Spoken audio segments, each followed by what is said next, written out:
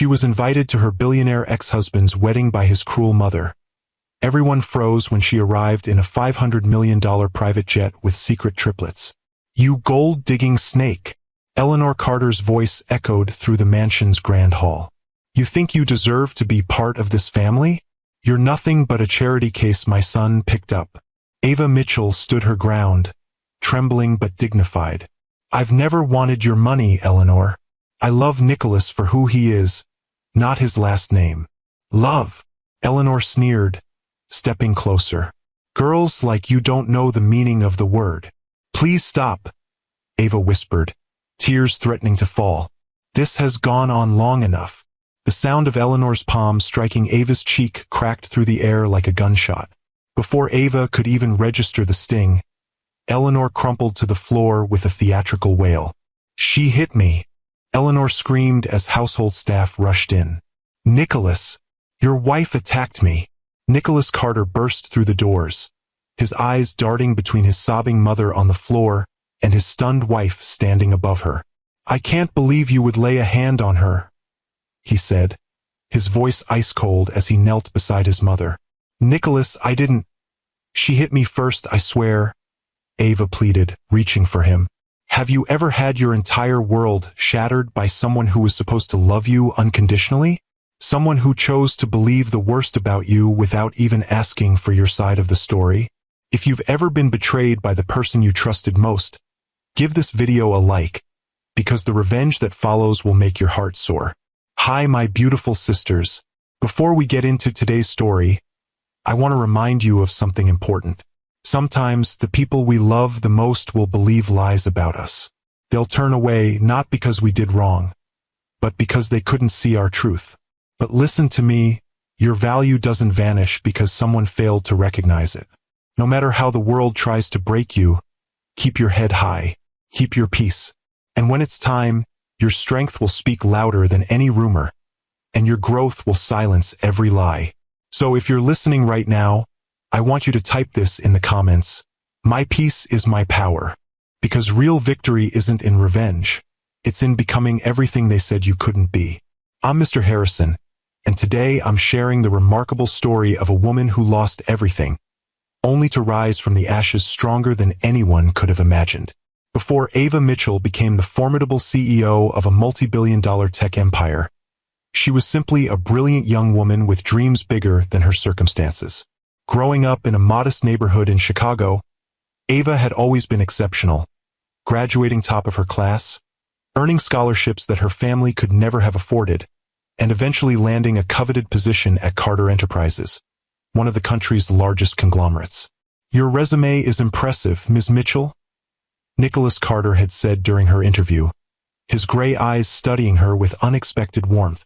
"But what interests me more is what isn't on paper. Why technology? Why Carter Enterprises specifically?" Ava hadn't given him the rehearsed answer she'd prepared. Instead, she spoke from the heart. Because technology should serve everyone, not just those who can afford it. And because Carter Enterprises has the resources to make that happen, if it chooses to. Her boldness had surprised them both. Most candidates tiptoed around the billionaire CEO, careful not to challenge or contradict. But Ava had never learned to make herself small, even in the presence of power. Nicholas had smiled then, a genuine smile that transformed his usually serious face. "Most people tell me what they think I want to hear. You just told me what I need to hear."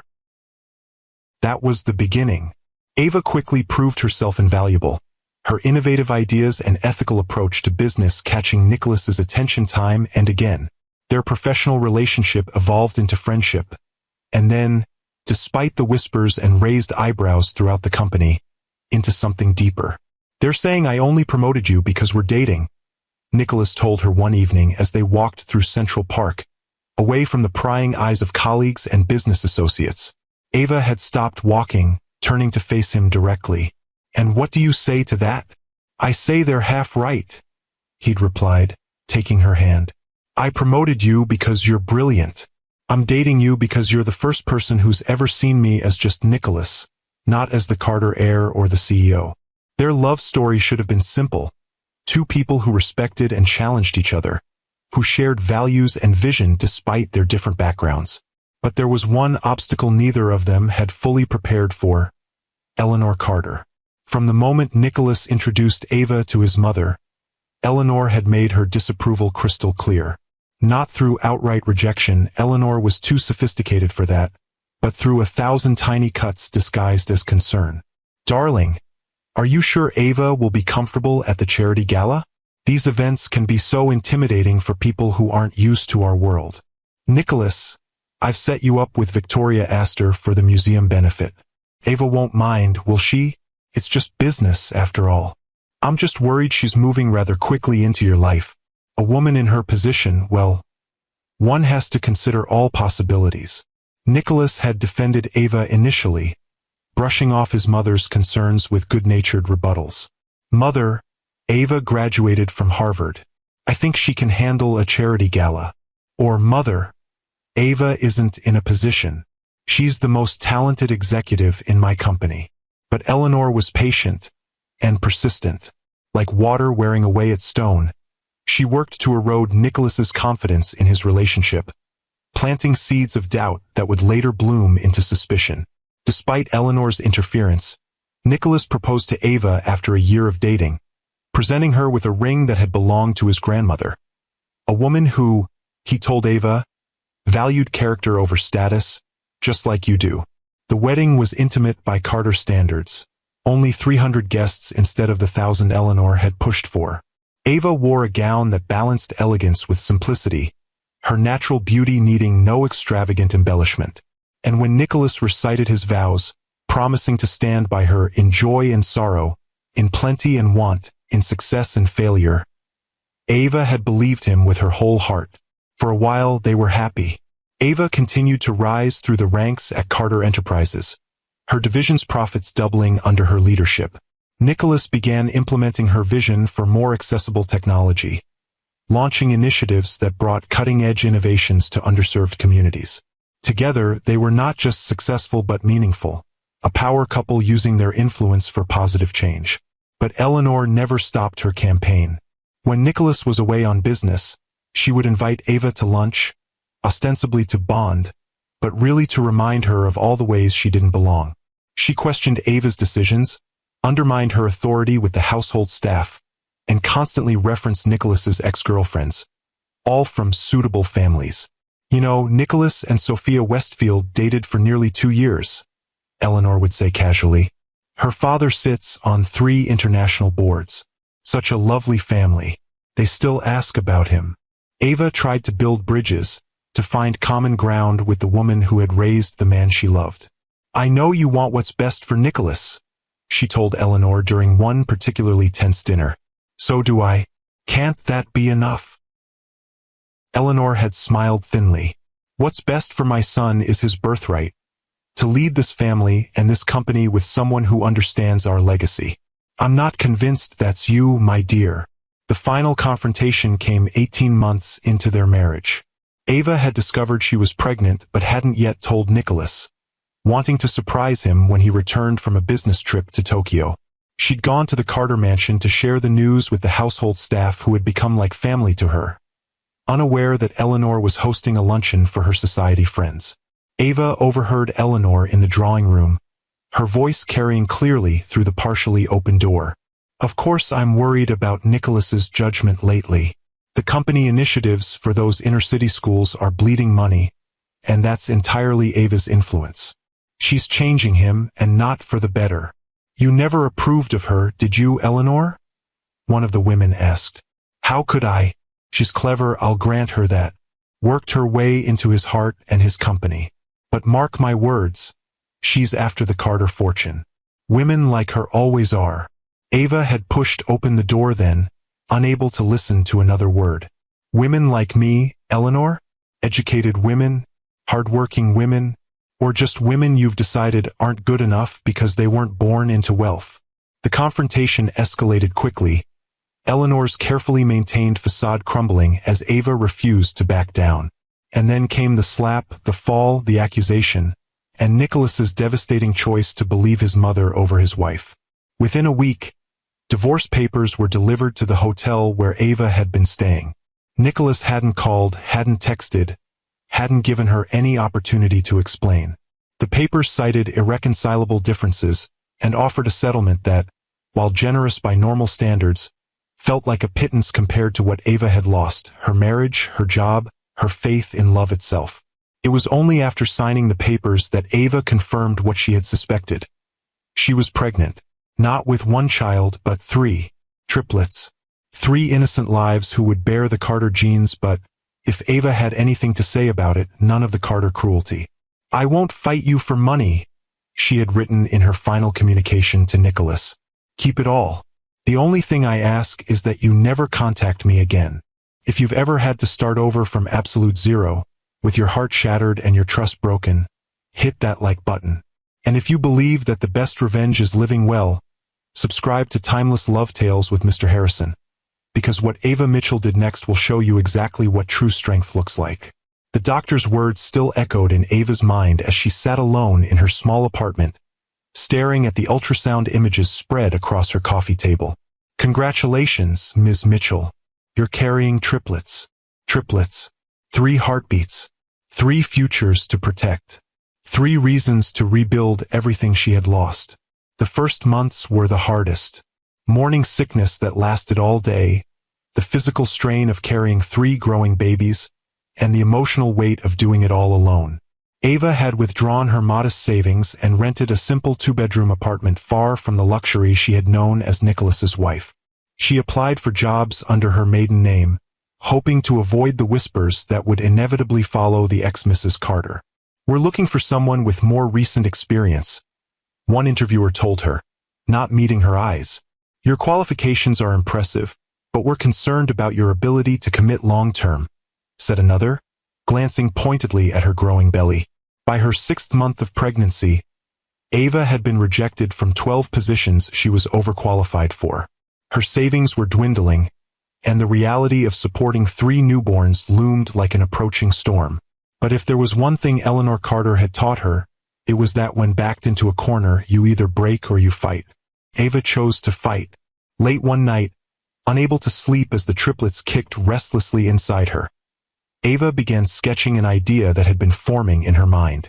An AI-driven platform that could make advanced technology accessible to small businesses and educational institutions that couldn't afford enterprise-level solutions. She worked until dawn, filling pages with code architecture and business models. The next day, she called the one person from her previous life she still trusted: Marcus Chen, a brilliant developer who had worked under her at Carter Enterprises and had quit in protest after her departure. "I need a partner," she told him bluntly when they met at a quiet cafe. "Someone who believes in democratizing technology as much as I do. Someone who isn't afraid of starting from nothing." Marcus studied the business plan she'd created, his expression shifting from curiosity to excitement. "This could work, Ava, but it would take significant investment, and venture capital firms aren't exactly lining up to fund heavily pregnant women with no current income." "Then we bootstrap," Ava replied, determination hardening her voice.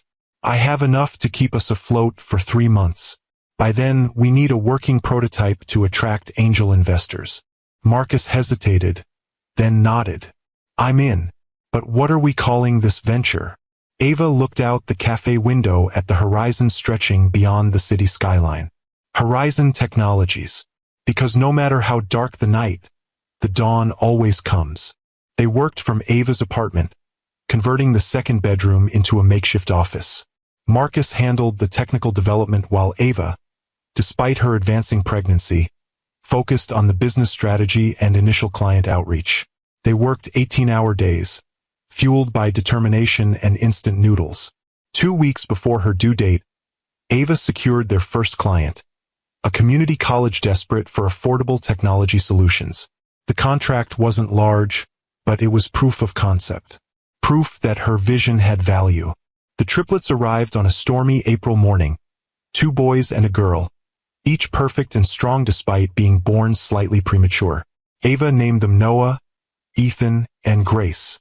As she held them for the first time, exhausted but exhilarated, she made them a silent promise. They would never know want. They would never feel unwanted. and they would grow up knowing their worth came from within, not from a last name or a bank account.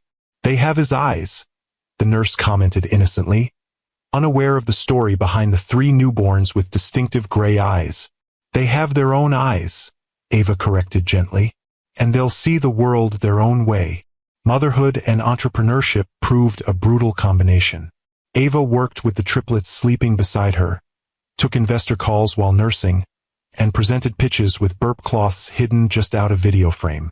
Marcus became not just a business partner but a surrogate uncle to the children, stepping in when Ava needed an extra pair of hands or a few hours of uninterrupted sleep. Their breakthrough came when the triplets were 8 months old. An educational technology conference in San Francisco, where Ava presented their AI platform to a room full of skeptical industry veterans. She had brought the triplets with her, unable to leave them behind, and had paid a local college student to watch them in the hotel room during her presentation. Ms. Mitchell, one investor had challenged during the Q&A, "Your technology is impressive, but your company lacks the infrastructure and capital to scale. Why should any serious institution take a chance on Horizon?" Ava had smiled, thinking of the 3 babies waiting for her upstairs. "Because we understand something the tech giants have forgotten. Innovation isn't about who has the most resources. It's about who has the most resourcefulness. Horizon was built from nothing, by people who refused to accept limitations. That's exactly the spirit we bring to our clients' challenges." By the time she returned to the hotel room, Horizon had secured its first major investor and 3 new clients. The dawn she had promised Marcus was finally breaking. The next 4 years were a blur of growth, both for Horizon Technologies and for the triplets. The company expanded rapidly, its revolutionary approach to AI accessibility filling a market gap no one else had addressed. Ava's vision of technology that served everyone, not just the wealthy, resonated with clients from school districts to small businesses to international nonprofits. Noah, Ethan, and Grace thrived under their mother's loving but firm guidance. They were bright, curious children who inherited Ava's quick mind and, though she would never admit it aloud, Nicholas's natural charisma. They attended a progressive preschool where they were known simply as the Mitchell triplets. Their Carter heritage a secret Ava kept closely guarded. "Mommy, why don't we have a daddy?" Grace asked one evening as Ava tucked her into bed. At 4, she was already the most perceptive of the 3, with an emotional intelligence that sometimes caught Ava off guard. "Some families have a mommy and daddy, some have 2 mommies or 2 daddies, and some, like ours, have just one parent," Ava explained, smoothing Grace's dark curls. "But what matters isn't how many people are in a family, it's how much love there is." "But where is our daddy?" Ethan persisted from his own bed across the room. "Did he die?" Ava took a deep breath. She had always promised herself she would never lie to her children, even about their father. "No, he didn't die. He lives in New York. But he doesn't know about you 3. "Why not?" Noah asked, his gray eyes, so like Nicholas's, wide with confusion. "Because sometimes grown-ups make mistakes," Ava said carefully. "Your father and I loved each other once, but things happened that made it impossible for us to stay together.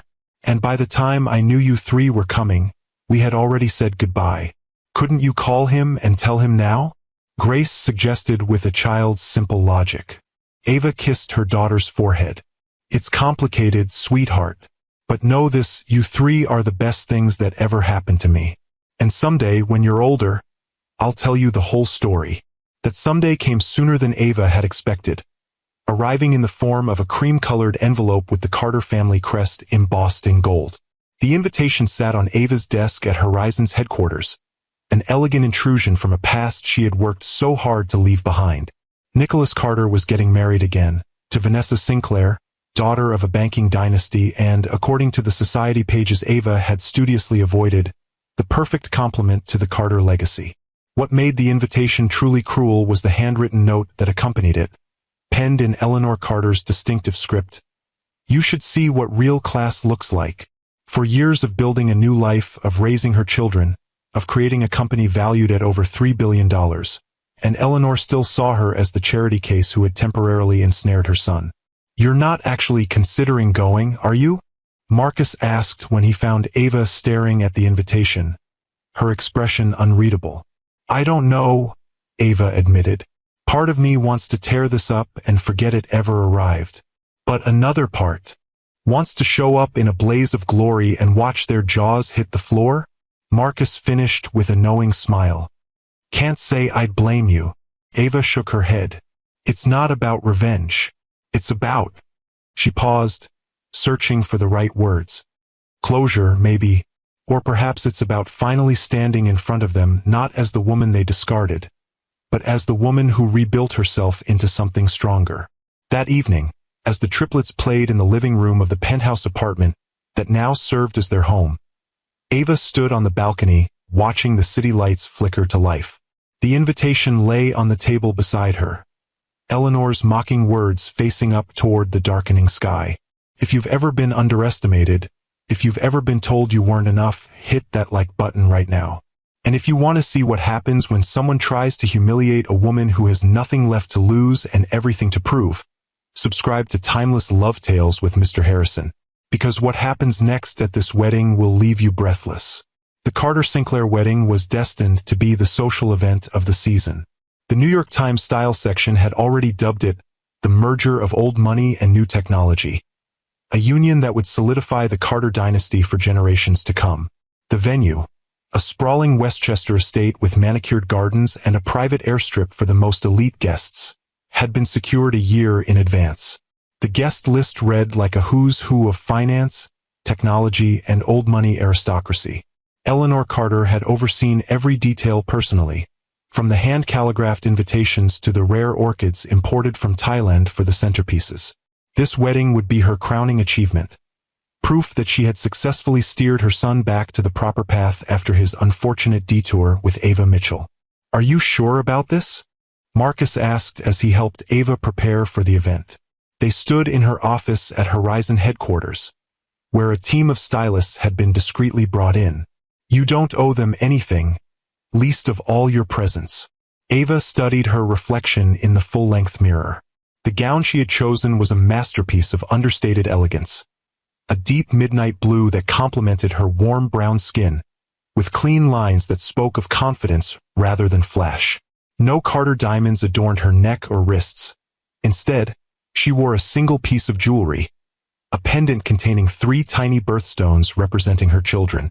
I'm not going for them, she said, meeting Marcus's concerned gaze in the mirror. I'm going for myself, and for Noah, Grace, and Ethan. They deserve to know where they come from, even if that knowledge comes with difficult truths. And you're really bringing them? The children have never even met Nicholas. That's precisely why they need to be there. Ava turned to face her friend directly. I've protected them from this part of their heritage for 4 years, but I can't shield them forever. Better they learn about their father on my terms than discover the truth from someone else later. Marcus nodded slowly. Just promise me one thing: if it gets ugly, you'll leave. Those kids don't need to witness a scene. There won't be a scene, Ava assured him with quiet confidence. Eleanor Carter thrives on drama. I won't give her the satisfaction. The triplets were excited about the special trip their mother had planned. Dressed in coordinating outfits that Ava had carefully selected, formal enough for the occasion but still appropriate for 4-year-olds. They bounced with anticipation as they boarded the Horizon 1, the company's revolutionary private aircraft that combined luxury with cutting-edge clean energy technology. Is this a work trip, Mommy? Noah asked as they settled into the plush cabin. Always the most practical of the 3, he was trying to make sense of their unusual Saturday plans. Not exactly, sweetheart. Ava fastened his seatbelt, then moved to help Grace with hers. We're going to a wedding. Someone I used to know is getting married. Will there be cake? Ethan wanted to know, his priorities clear.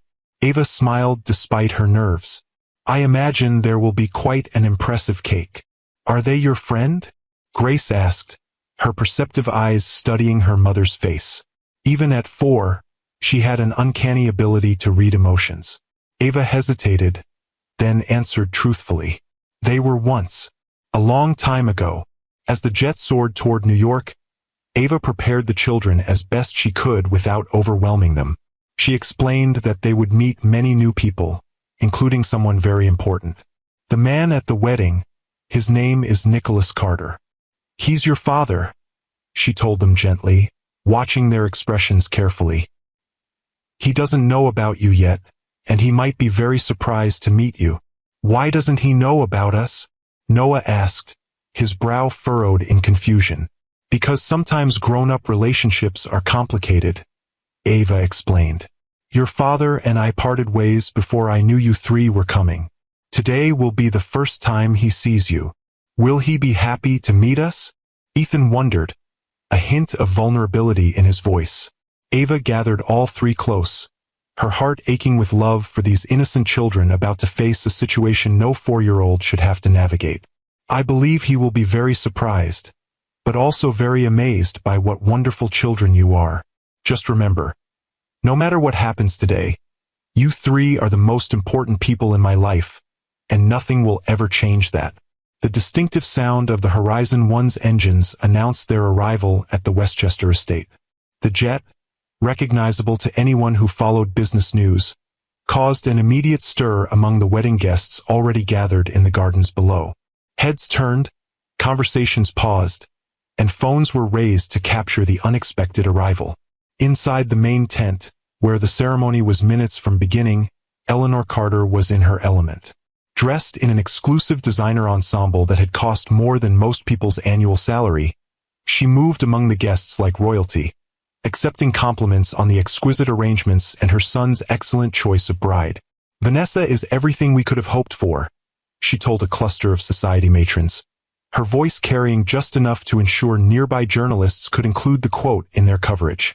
The Sinclair family values align perfectly with the Carter legacy. This union will strengthen both dynasties. Nicholas stood near the altar, handsome in his bespoke tuxedo, smiling and shaking hands with well-wishers. To casual observers, he appeared every inch the successful billionaire about to marry the perfect society bride. But those who knew him well might have noticed that his smile never quite reached his eyes that occasionally darted to the entrance as if searching for something, or someone. The first indication that something unexpected was happening came when the wedding planner's assistant rushed in, whispering urgently to her boss. The planner's eyes widened, and she quickly made her way to Eleanor's side, murmuring something that caused the older woman's composure to falter momentarily. What do you mean, Ava Mitchell has arrived? Eleanor hissed, keeping her voice low but intense. She wasn't supposed to actually come. The invitation was merely a reminder of her place. Before the planner could respond, the distinctive sound of jet engines grew louder, and guests began moving toward the windows and doors, curious about the commotion. Eleanor followed, her champagne flute clutched tightly in her manicured hand. The Horizon 1 completed its landing on the private airstrip adjacent to the estate, an arrival point reserved for only the most elite guests. As the aircraft taxied to a stop, the Carter Sinclair wedding guests watched in fascination, many recognizing the revolutionary jet that had been featured in everything from Forbes to National Geographic for its groundbreaking technology. Isn't that Ava Mitchell's company jet? Someone whispered loudly enough for Eleanor to hear. The one that runs on that new clean energy system? Eleanor's champagne glass froze halfway to her lips. Who invited? She began, but the words died as the aircraft's door opened and a figure appeared at the top of the stairs. Ava Mitchell descended from the jet with the grace that had always been her hallmark, the afternoon sun catching the subtle shimmer in her gown. But it wasn't her appearance that caused the collective gasp from the assembled guests. It was the three children walking beside her. 3 beautiful 4-year-olds, dressed impeccably, holding their mother's hands. 2 boys and a girl, each bearing the unmistakable Carter features, especially those distinctive gray eyes that had graced Carter family portraits for generations. "Oh my God," someone murmured. "They look just like Nicholas." The whispers spread like wildfire through the crowd. Phones were raised, capturing the moment that would undoubtedly dominate social media within hours. The perfect Carter Sinclair wedding was suddenly overshadowed by a development no one had anticipated. Inside the tent, Nicholas had noticed the commotion and moved toward the entrance, curious about what had captured everyone's attention.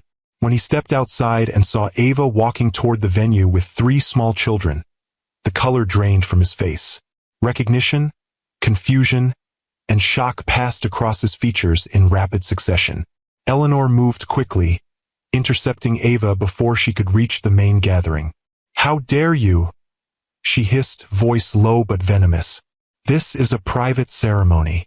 Ava smiled, the calm smile of someone who had nothing left to fear. "I was invited, Eleanor. By you." She produced the invitation from her clutch. "I simply brought my family, as the card suggested." "They're not," Eleanor began, but fell silent as Noah looked up at her with eyes identical to her son's. "Grandmother?" he asked innocently, the word causing Eleanor to physically recoil. "Mother." Nicholas's voice came from behind them. He stood transfixed, gaze moving between the 3 children and Ava. "What's happening?" "Nothing that concerns you today," Eleanor attempted, placing a hand on his arm. "The ceremony is about to." "Are they mine?" Nicholas asked directly, ignoring his mother completely for perhaps the first time in his life. Ava met his gaze steadily. "Yes, Noah, Grace, and Ethan. They're 4 years old next month." The silence that followed seemed to stretch into infinity. Guests pretended not to listen while straining to catch every word. The bride had now emerged from the bridal suite, her expression shifting from confusion to dawning horror as she took in the scene unfolding on her wedding day. "Why didn't you tell me?" Nicholas finally managed, his voice barely audible. "You didn't ask," Ava replied simply. "You believed I was capable of violence without question. You served me divorce papers without a conversation. Why would I trust you with something as precious as our children?" Eleanor's composure cracked completely. "She's lying, Nicholas. This is obviously some scheme." "Stop." Nicholas's command was quiet but absolute. For the first time, Eleanor saw something in her son's face she had never witnessed before: defiance. "I want to hear from Ava." But Ava was already turning to leave, her purpose fulfilled. She hadn't come for reconciliation or even confrontation. She had come to reclaim the narrative, to show them who she truly was, and what their actions had cost. "We should go," she said to the children. "We have a flight to catch." "Wait," Nicholas called, moving toward them. "Please, Ava, we need to talk about this." She paused, looking back at the man she had once loved with her whole heart. "For years ago, you chose to believe lies without giving me a chance to speak the truth. Now you have to live with that choice." "They're my children too," Nicholas said, his voice breaking slightly. "You can't just walk away." "Can't I?" Ava asked quietly. "Isn't that exactly what you did to me? The difference is, I'm giving you the courtesy of knowing they exist. That's more than you deserved." As she guided the children back toward the waiting jet, whispers erupted behind them. The perfect wedding was unraveling, the carefully constructed facade crumbling in real time. If you've ever had to walk away from someone who didn't value you enough to fight for the truth, hit that like button. And if you believe that sometimes the most powerful statement isn't what you say, but simply showing up as your authentic self, subscribe to Timeless Love Tales with Mr. Harrison. Because this story isn't over yet, and what happens next will show you exactly what true dignity looks like in the face of betrayal. Nicholas stood frozen, watching as Ava led their children, his children, back toward the waiting aircraft. For years, he had missed 4 years of their lives. First steps, first words, first everything. Gone, irretrievable, because of a choice he had made in a moment of blind loyalty to his mother. "Nicholas!" Vanessa's voice cut through his thoughts. She stood beside him now, her wedding gown a frothy confection of lace and pearls, her expression a mixture of confusion and anger. "What is happening? Who are those children?" He turned to her slowly, as if waking from a trance. "They're my children with Ava." "You're what?" Vanessa's voice rose sharply. "You have children you never told me about?" "I didn't know," he said simply, his eyes drawn back to the retreating figures. "I didn't know they existed." Eleanor inserted herself between them, her social mask firmly back in place. "Darling," This is clearly some sort of desperate ploy. We can discuss it after the ceremony. The guests are waiting, and there isn't going to be a ceremony. Nicholas's words fell like stones into still water. Not today. What are you saying? Vanessa demanded, tears threatening to ruin her perfect makeup. You're calling off our wedding because your ex-wife showed up with some children? They're not some children, Nicholas replied, a new certainty in his voice. They're my children, and I need to talk to their mother. Without waiting for a response, he strode after Ava, ignoring the gasps and murmurs that followed him. Behind him, Eleanor called his name with increasing desperation, but for once, her voice held no power over him. Ava, wait! He called as he reached the airstrip. She had already helped the children up the stairs into the jet, but paused at the sound of his voice. Please, just 5 minutes. She turned, her expression carefully neutral. The children are tired, Nicholas. It's been a long day for them. I understand, but I can't let you leave like this. Not again. He stopped at the bottom of the stairs, looking up at her. 4 years ago, I made the worst mistake of my life. I chose to believe a lie because it was easier than facing a truth that would have forced me to stand up to my mother. I've regretted it every day since. Regret doesn't change what happened, Ava replied, though something in her expression softened slightly. It doesn't erase the fact that you threw away our marriage without even giving me the chance to defend myself. You're right. Nothing can change that. Nicholas took a step up the stairs, then stopped, respecting her space. But please don't punish our children for my mistake. They deserve to know their father, even if that father was once a coward who didn't deserve their mother. Ava studied him for a long moment, weighing his words against 4 years of raising their children alone. Finally, she spoke. I'm not keeping them from you out of punishment, Nicholas. I'm protecting them from experiencing the same betrayal I did. How do I know you won't choose your mother over them too, when it matters most? Before Nicholas could respond, a small face appeared in the doorway behind Ava. Grace, her dark curls framing a face that was so clearly a blend of both her parents, looked at Nicholas with curious eyes. Are you really our daddy? She asked, her voice carrying clearly in the tense silence. Nicholas felt his heart constrict at the simple question. Yes, he answered, his voice thick with emotion. I am. Why haven't you visited us before? Noah appeared beside his sister, his expression more guarded, more skeptical.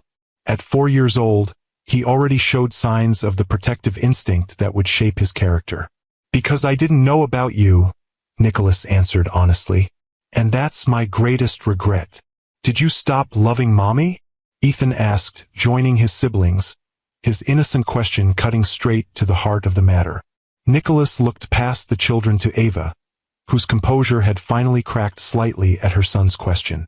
No, he said quietly. I never stopped loving your mother. I just forgot, for a while, how to be worthy of her love. A commotion behind them drew their attention. Eleanor was approaching, flanked by security personnel and a distraught Vanessa. Nicholas, this is absurd, Eleanor called. You're making a scene. Think of the guests. Think of Vanessa. I'm thinking of my children. Nicholas cut her off, turning to face his mother.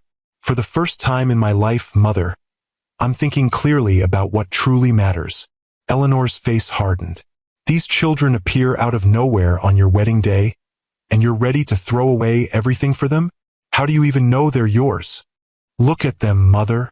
Nicholas gestured toward the 3 small faces watching from the jet doorway. They have my eyes, my father's chin, your mother's nose. They are Carter's, whether you choose to acknowledge them or not. This is what she wanted, Eleanor hissed, gesturing toward Ava. To disrupt your life, to ruin your future with Vanessa. Can't you see you're playing right into her hands? Nicholas shook his head slowly. No, Mother. This is what you created when you lied about Ava attacking you. When you manipulated me into turning against the only woman I've ever truly loved. These children exist because of your lies, and I've missed 4 years of their lives because I was too weak to question you. A gasp went through the small crowd that had gathered at a respectful distance. Vanessa stepped forward, her expression shifting from hurt to shock. "What do you mean?" she lied. "Eleanor, what is he talking about?" Eleanor's carefully constructed facade began to crumble. "Nicholas, you can't possibly believe. I saw the security footage," he interrupted quietly. 3 months after Ava left, I was cleaning out her office at Carter Enterprises, and I found the backup drive for the mansion's security system. The cameras captured everything, Mother. You slapping Ava. You falling to the ground pretending she had hit you. All of it. The silence that followed was deafening. Eleanor's face drained of color as she realized her carefully constructed narrative was collapsing around her. "Why didn't you say anything?" Ava asked, her voice barely above a whisper. "If you knew the truth 3 months after I left, why didn't you come after me?" Nicholas's shoulders sagged with the weight of his confession. "Pride. Shame. By the time I discovered the truth, you had disappeared completely. Changed your number, moved away. The divorce was final. And I couldn't face what I had done. How easily I had betrayed you." Ava absorbed this new information, her mind racing to recontextualize the past 4 years. All this time, she had believed Nicholas had chosen his mother over her without ever learning the truth. To discover he had known, had carried that knowledge while she struggled alone with pregnancy and new motherhood, opened fresh wounds she thought had long since scarred over. "You knew," she repeated, her voice stronger now. "You knew, and you let me walk away. You let me raise our children alone." "I have no excuse," Nicholas admitted. "Only an explanation that sounds hollow even to my own ears. I told myself you were better off without me, that I didn't deserve a second chance, that finding you would only bring more pain into your life." "That wasn't your decision to make," Ava said, anger finally breaking through her careful composure. "Those children deserved a father. Whether or not you deserved a second chance with me was irrelevant." The triplets had grown quiet, sensing the gravity of the adult conversation happening before them. Grace slipped her small hand into Ava's, while Noah and Ethan pressed closer to their mother, instinctively protective. "You're right," Nicholas acknowledged. "It wasn't my decision to make. I was a coward then, and I have no right to ask for anything now." He took a deep breath, then continued. "But I'm asking anyway. Not for forgiveness, I haven't earned that, but for a chance to know my children, to be part of their lives in whatever way you deem appropriate." Eleanor stepped forward again, her voice taking on the commanding tone that had shaped Nicholas's entire life. "Nicholas, you're not thinking clearly. This is your wedding day. Hundreds of guests are waiting. The merger with Sinclair Industries depends on this marriage. You can't throw everything away on a whim." For the first time, Nicholas smiled. A sad, knowing smile that acknowledged the manipulation that had controlled him for so long. "That's where you're wrong, Mother. This isn't a whim. This is the first truly clear decision I've made in years." He turned back to Ava. "Whatever you decide, I'll respect it. But please, don't leave without giving me some way to contact you, to begin making amends to our children." Ava looked at the 3 small faces turned up to hers, then at Nicholas, and finally at Eleanor and the wedding guests watching from a distance. In that moment, she realized that her journey had come full circle. For years ago, she had left this world broken and alone. Now she stood before them whole, successful, and surrounded by the love of her children. "We're staying at the 4 Seasons tonight," she said finally. "You can come by tomorrow morning at 10. The children and I will have breakfast with you, and we can begin discussing what happens next." Relief washed over Nicholas's face. "Thank you. I'll be there." As Ava turned to guide the children back into the jet, Eleanor made one last desperate attempt. "Ava, surely you can see that this disruption is inappropriate. If you truly cared about these children, you wouldn't use them as pawns in whatever game you're playing." Ava paused, then turned to face her former mother-in-law directly. "They're not pawns, Eleanor. They're children, your grandchildren, and they're not a game or a disruption or a scheme. They're the consequence of your lies and Nicholas's choices." Her voice remained calm, but carried an authority that silenced even Eleanor. "I didn't come here today for revenge or to cause a scene. I came because after 4 years of raising these children alone, building a company from nothing, and reconstructing my life from the ashes you created, I wanted you to see exactly what you threw away. Not just me, but them. 3 beautiful, brilliant children who have grown up without their father or their grandmother because of your pride. With those words, Ava guided the children into the aircraft. As the door closed behind them, Nicholas turned to face the wreckage of his wedding day. Vanessa had already retreated, surrounded by her bridesmaids and family. Guests were dispersing, phones in hand, undoubtedly spreading the dramatic turn of events across social media. And Eleanor stood alone, her carefully constructed world crumbling around her. "What have you done?" she whispered, watching as the Horizon 1 prepared for takeoff. "What I should have done 4 years ago," Nicholas replied. "Chosen truth over convenience, love over appearances." He looked at his mother with new eyes, not with anger, but with a kind of sad clarity. "I'll always be your son, Mother, but from now on, I'll be their father first." As the jet lifted into the evening sky, Ava settled back in her seat, watching her children excitedly point out the diminishing landscape below. The weight she had carried for 4 years felt lighter somehow. Not gone. Some burdens never truly disappear, but transformed into something she could finally begin to set aside. "Mommy, is he really going to have breakfast with us tomorrow?" Grace asked, her perceptive eyes studying Ava's face. "Yes, sweetheart. Your father wants to get to know you. Will he come live with us?" Ethan wondered, always the most straightforward of the 3. "No, not like that," Ava explained gently. "But he might become part of our lives in a new way." Noah, ever protective, frowned slightly. "What if he makes you sad again?" Ava gathered her son close, kissing the top of his head. "That's a very grown-up worry, Noah. But you don't need to protect me. I'm stronger now than I was before. We all are." As New York faded behind them, Ava Mitchell looked toward the horizon. The namesake of the company she had built from nothing, the direction she had always faced even in her darkest moments. Tomorrow would bring a new chapter, complicated and uncertain.